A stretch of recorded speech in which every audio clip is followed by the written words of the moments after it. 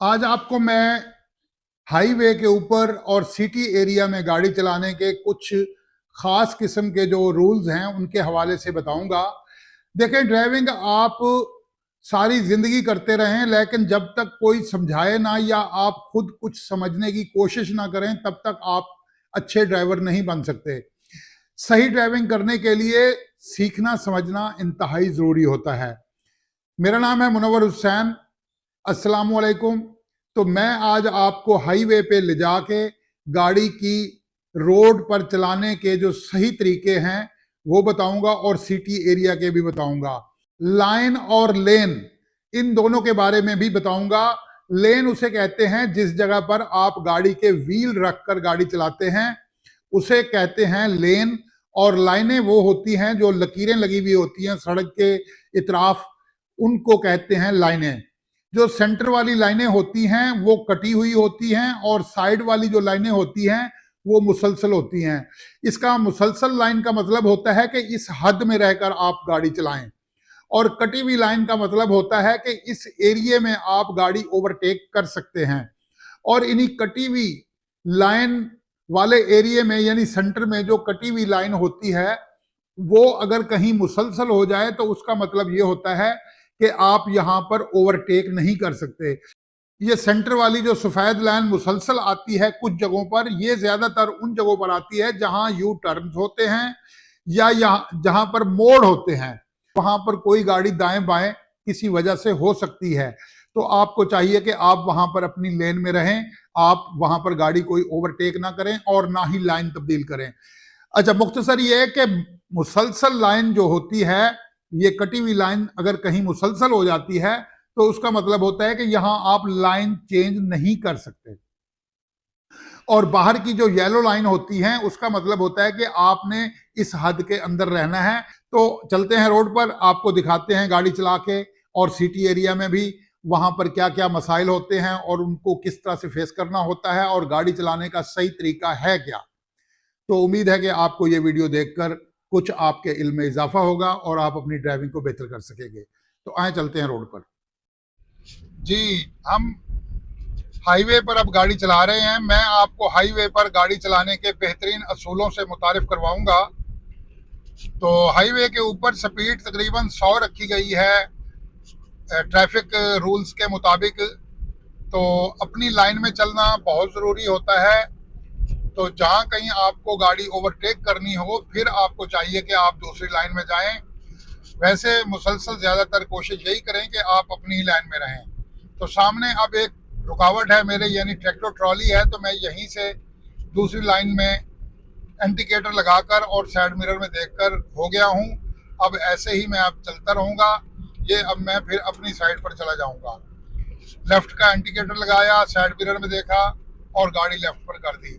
इस तरह के मोटरसाइकिल वगैरह चल रहे हों तो इनको ओवरटेक करते हुए थोड़ा फासला बनाकर ओवरटेक किया जाए तो अच्छा होता है। ज्यादातर कोशिश की जाए कि अपनी लाइन में चला जाए। अब सामने एक चौक आ गया है तो मैं इस चौक पर गाड़ी को इंतहाई स्लो करके निकलूंगा, यानी कि मेरी स्पीड 10-15 की होगी जब मैं यहाँ से निकलूंगा। तो उसकी वजह यह है कि यहाँ पर कोई भी दाएं बाएं से खतरा जो है मेरे लिए किसी मुश्किल की वजह बन सकता है। तो मैंने अब 20-25 की स्पीड पर यह चौक क्रॉस किया है। हमेशा कोशिश करनी चाहिए कि किसी भी चौराहे से गाड़ी को गुजारते वक्त आपकी स्पीड कम से कम होनी चाहिए। अब मैं लेफ्ट पे जा रहा हूँ इंडिकेटर लगाकर।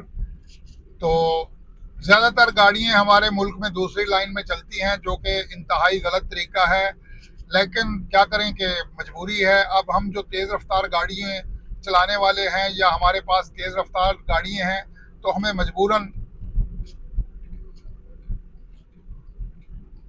लेफ्ट से इन्हें ओवरटेक करना पड़ता है।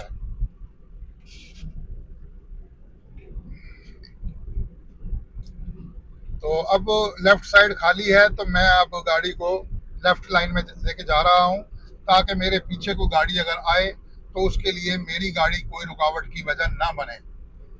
तो ये अब मैं तकरीबन 80-90 की स्पीड पर हूँ। तो ये मैंने इंडिकेटर लगाया, थोड़ा राइट साइड पे हुआ क्योंकि मोटरसाइकिल मेरी साइड पर है। आगे एक स्लो कार जा रही है, उसकी वजह से मैं मुसलसल अब दूसरी लाइन में रहूँगा। बार बार लाइन का चेंज करना वो भी ड्राइविंग रूल्स के खिलाफ है। अगर आपको सामने कोई रुकावट नजर आती है तो आपको चाहिए कि आप लाइन चेंज ना करें। अब जैसे ये गाड़ी मेरे आगे है, अब ये लेफ्ट पे हो गई तो मैं अब सीधा इसे ओवरटेक करते हुए चलता रहूंगा। ये अब मेरे आगे गाड़ी स्लो चल रही है, उसके पीछे मेरी गाड़ी भी 80 पर आ गई है। अब मैं एक मुनासिब फासला रखकर इसके पीछे चल रहा हूँ, क्योंकि आगे कंस्ट्रक्शन का काम हो रहा है तो मैं अब इसे ओवरटेक नहीं करूँगा और इसके पीछे ही चलता रहूँगा। जैसे मुझे आगे रास्ता फ्री मिलेगा फिर मैं इसे ओवरटेक करने की कोशिश करूँगा। अभी मुझे रास्ता फ्री नहीं मिल रहा, मैंने इसके पीछे एक मुनासिब फासला रखा हुआ है।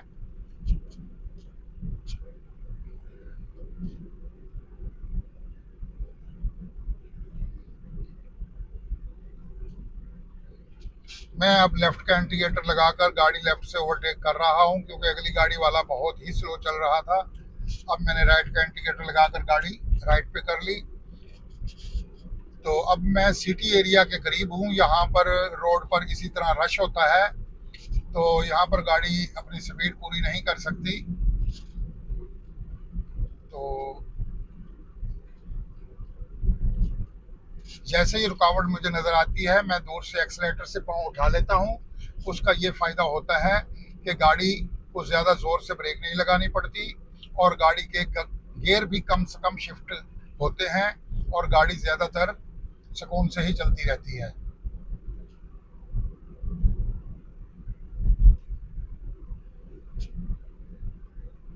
ये अब आगे रुकावट है, मैंने एक्सीलेटर से पाँव उठा लिया है ताकि गाड़ी उनके पीछे स्लो स्लो खुद होती रहे, बजाय इसके कि मैं उसके पीछे जाकर ब्रेक पर पाँव रखूं। जैसे वो सामने वाली गाड़ी ये इन्होंने भी ब्रेक पर पाँव रखा हुआ है क्योंकि इनका फासला कम है, लेकिन मैंने अभी तक ब्रेक पर पाँव नहीं रखा।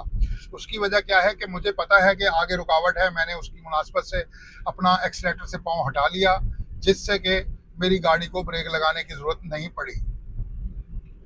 तो ये छोटी छोटी चीजें अगर ड्राइविंग में आप लोग समझना चाहें तो आपकी ड्राइविंग अच्छी और खूबसूरत हो सकती है।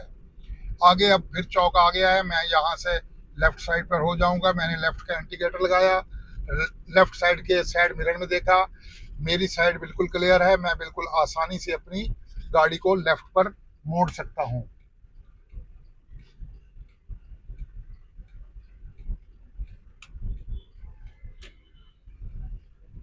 तो अब ये सिटी एरिया आ गया है। सिटी एरिया में गाड़ी चलाने का सही तरीका ये है कि आप गाड़ी को यानी कि ट्रैफिक के फ्लो के मुताबिक अपनी स्पीड रखें। कुछ लोग क्या करते हैं, फ्लो होता है 50-60 किलोमीटर की स्पीड का और कुछ लोग 25-30 की स्पीड पर चल रहे होते हैं।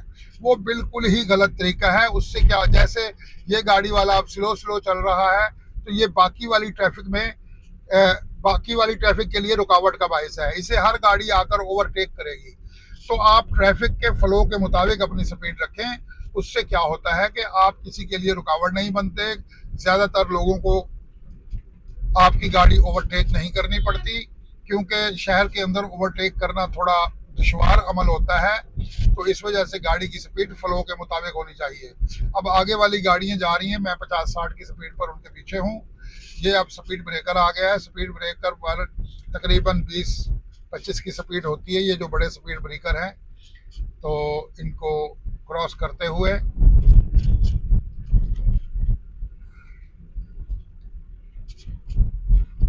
तो शहर में गाड़ी चलाने का सही तरीका यही है कि आप आगे वाली गाड़ियों के पीछे चलते हुए एक मुनासिब फासला रखकर चलें और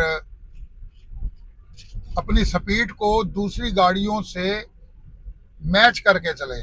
यानी दूसरी गाड़ियां अगर 50-60 पर चल रही हैं तो आप भी उसी स्पीड पर चलें। आप सड़क पर बोझ ना बने। ये देखें, ये गाड़ी वाला बिल्कुल स्लो चल रहा है, ये अब सड़क के ऊपर बोझ है, हर गाड़ी आकर इसे ओवरटेक करती फिरेगी। तो इससे बेहतर है कि आप स्पीड को अगली गाड़ियों के साथ मैच करके चलें ताकि ज्यादा गाड़ियों को आपको ओवरटेक ना करना पड़े।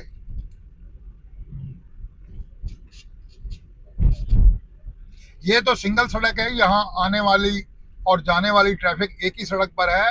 वन वे सड़कों के ऊपर जहाँ अलहदा अलहदा ट्रैफिक चल रही होती है आने जाने वाली, वहाँ पर भी कुछ लोगों को हम देखते हैं कि वो रोड के फ्लो से कम स्पीड पर चल रहे होते हैं, जिसकी वजह से पीछे से आने वाली बहुत सी गाड़ियाँ उनकी वजह से डिस्टर्ब हो रही होती हैं।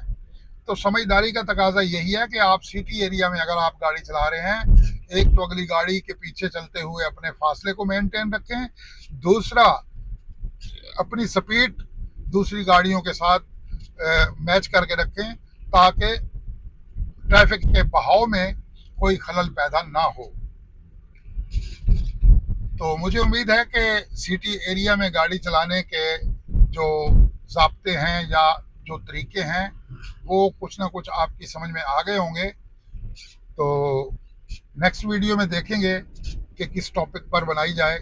तब तक के लिए इजाज़त दीजिए। खुदा हाफिज़।